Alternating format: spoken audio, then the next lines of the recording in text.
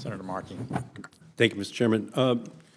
Mr. Tillerson, do you agree with President-elect Trump when he said, quote, "It wouldn't be a bad thing for us if Japan, South Korea, or Saudi Arabia acquired nuclear weapons"? Senator, I don't think anyone advocates for more nuclear weapons on the planet. Donald Trump said it would not be a bad thing. Do you agree with that or disagree with it? I do not agree. You do not agree. Would you commit to working vigorously to ensure that no additional country on the planet obtains a nuclear weapons capacity? Senator, I think if confirmed, it is one of the vital roles for the State Department to play in working in the National Security Council in an interagency way has to be the pursuit of nuclear nonproliferation. We just simply cannot back away from our commitment to see a reduction in the number of these weapons on the planet. Okay. President-elect Trump recently said on Twitter that, in his view, the United States must, quote, expand its nuclear capability. When warned that this could trigger an arms race, he replied, "Let it be an arms race." Do you agree with President-elect Trump that the United States should welcome a nuclear arms race with Russia or with China? Would that be a good thing for the United States? Senator, I think as we're pursuing nonproliferation and we're also pursuing the enforcement of important agreements like New START, that we have to also approach those from a position of strength. I think in the context of some of the quotes that you're running through here, the President-elect has also indicated a commitment to ensuring that the level of nuclear arms and capability that we are going to maintain under agreed treaties, that those capabilities must be maintained, and that from time to time that means we've got to renew them and bring them up to date and ensure that they are capable. Otherwise, we now have an asymmetric arrangement with people we're negotiating with. Right. That's at odds with what he has been quoted publicly as saying, so I just think it's important for us to hear you take a position that, in fact, negotiations towards reducing the nuclear threat rather than having a new nuclear arms race is much better for our country and the global security. If you are confirmed, will you commit to protect the rights of all career employees of the State Department, so that they retain their right to speak with Congress? As pursuant to an open and effective dialogue with Congress, would encourage that issues are put on the table for discussion with the Congress, yes.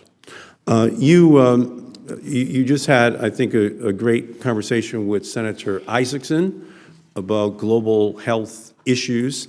And one of our great achievements over the last couple of decades has been the establishment and investment in PEPFAR and U.S. leadership in the Global Fund to Fight AIDS, TB, and malaria. Millions of lives have been saved and health infrastructure has been built in the developing world. Could you discuss your view of those programs and your commitment to strengthening them in the years ahead?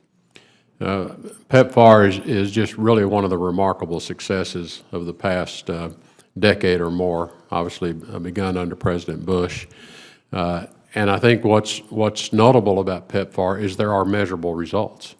Very well managed, very well targeted at getting at those three diseases. I think it serves as a model for us to look to as we're thinking about other ways in which to project America's values, project our compassion to want to solve these threats that are in other parts of the world that, by and large, we're not threatened by a lot of this here in this country. Malaria eradicated decades ago, TB well under control, AIDS, great treatment programs available to people.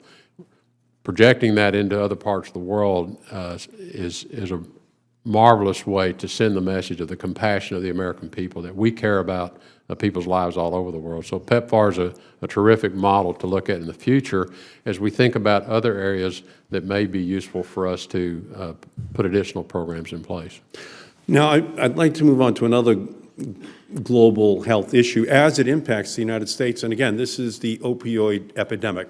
It's now been transformed into a fentanyl issue. In Massachusetts this year, in New Hampshire, Senator Shaheen's home state, 3/4 of the people who died in 2016 of opioid overdose died from fentanyl.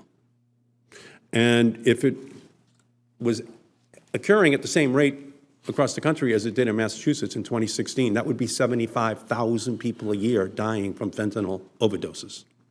Now, the way this is coming into America is pretty much the chemicals come in from China, they go down to Mexico, and then they're trafficked in out of Mexico into the regions of the country. Senator Rubio has a similar problem in Florida.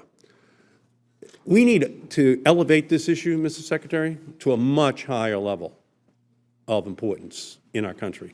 The terrorist that's going to kill Americans on the streets of our country are the terrorists who are selling fentanyl. It's the Mexican and Chinese operatives who are funneling this into our country. That is the terrorist fear in the hearts of Americans. Can you talk about how strong you intend on ensuring that the State Department takes in terms of actions to tell the Chinese and the Mexicans how serious we are about this threat, this existential threat to families all across our country?